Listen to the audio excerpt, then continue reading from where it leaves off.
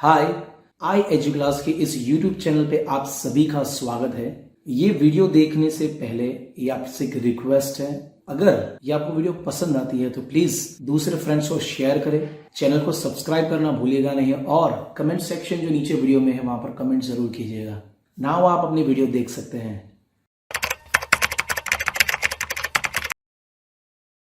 Before you read, Major H.P.S. Ahluwalia was a member of the first successful Indian expedition to Mount Everest in 1965. How did he feel when he stood on the highest point in the world? Let us hear his story in his words, climbing the summit and then, the more difficult task of climbing the summit within. Of all the emotions which surged through me as I stood on the summit of Everest, looking over miles of panorama below us, the dominant one I think was humility. The physical in me seemed to say, "Thank God, it's all over." However, instead of being jubilant, there was a tinge of sadness. Was it because I had already done the ultimate in climbing and there would be nothing higher to climb and all roads hereafter would lead down? By climbing the summit of Everest, you are overwhelmed by a deep sense of joy and thankfulness. It is a joy which lasts a lifetime. The experience changes you completely. The man who has been to the mountains is never the same again. As I look back at life after climbing Everest, I cannot help remarking about the other summit, the summit of the mind, no less formidable and no easier to climb. Even when getting down from the summit, once the physical exhaustion had gone, I began asking myself the question why I had climbed Everest. Why did the act of reaching the summit have such a hold on my imagination?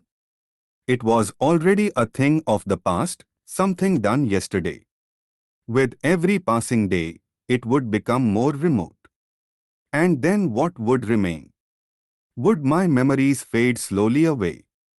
All these thoughts led me to question myself as to why people climb mountains. It is not easy to answer the question.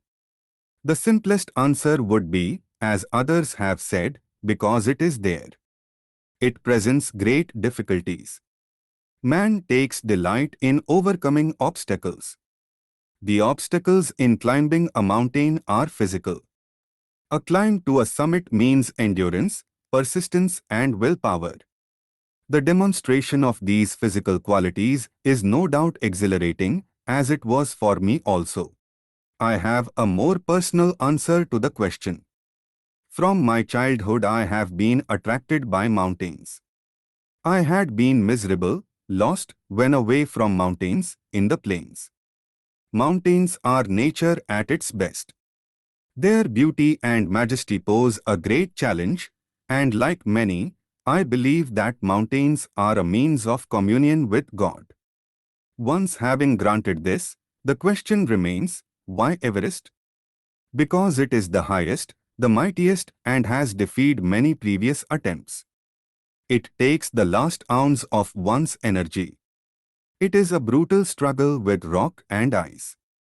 Once taken up, it cannot be given up halfway even when one's life is at stake. The passage back is as difficult as the passage onwards. And then, when the summit is climbed, there is the exhilaration, the joy of having done something, the sense of a battle fought and won. There is a feeling of victory and of happiness. Glimpsing a peak in the distance, I get transported to another world. I experience a change within myself, which can only be called mystical. By its beauty, aloofness, might, ruggedness, and the difficulties encountered on the way, the peak draws me to it as Everest did. It is a challenge that is difficult to resist. Looking back, I find that I have not yet fully explained why I climbed Everest. It is like answering a question: why you breathe? Why do you help your neighbor?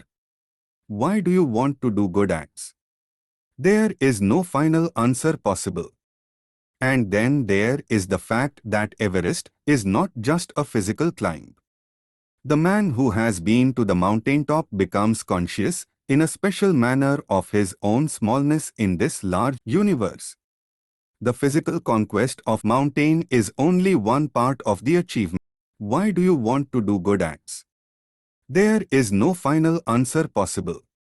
And then there is the fact that Everest is not just a physical climb.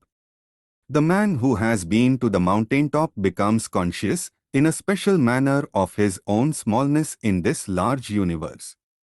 The physical conquest of a mountain is only one part of the achievement. There is more to it than that. It is followed by a sense of fulfillment. There is the satisfaction of a deep urge to rise above one's surroundings. It is the eternal love for adventure in man. The experience is not merely physical. It is emotional. It is spiritual. Consider a typical climb towards the summit on the last heights. You are sharing a rope with another climber. You firm in. He cuts the steps in the hard ice. Then he belays and you inch your way up. The climb is grim. You strain every nerve as you take every step. Famous climbers have left records of the help given by others. They have also recorded how they needed just that help. Else they might have given up. Breathing is difficult. You curse yourself for having let yourself in for this. You wonder why you ever undertook the ascent. There are moments when you feel like going back. It would be sheer relief to go down instead of up. But almost at once you snap out of that mood. There is something in you that does not let you give up the struggle. And you go on. Your companion keeps up with you. Just another 50 feet. Or 100, maybe. You ask yourself, is there no end? You look at your companion and he looks at you. You draw inspiration from each other. And then, without first being aware of it, you are at the summit. Looking round from the summit, you tell yourself that it was worthwhile. Other silvery peaks appear through the clouds. If you are lucky, the sun may be on them. The surrounding peaks look like a jeweled necklace around the neck of your summit. Below, you see vast valleys sloping into the distance. It is an ennobling, enriching experience to just look down from the summit of a mountain. You bow down and make your obeisance to whichever god you worship. I left on Everest a picture of Guru Nanak. Rawat left a picture of goddess Durga. Dorji left a relic of the Buddha. Edmund Hillary had buried a cross under a cairn, a heap of rocks and stones, in the snow. These are not symbols of conquest but of reverence. The experience of having climbed to the summit changes you completely. There is another summit. It is within yourself. It is in your own mind. Each man carries within himself his own mountain peak. He must climb it to reach to a fuller knowledge of himself. It is fearful and unscalable. It cannot be climbed by anyone else. You yourself have to do it. The physical act of climbing to the summit of a mountain outside is akin to the act of climbing the mountain within. The effects of both the climbs are the same.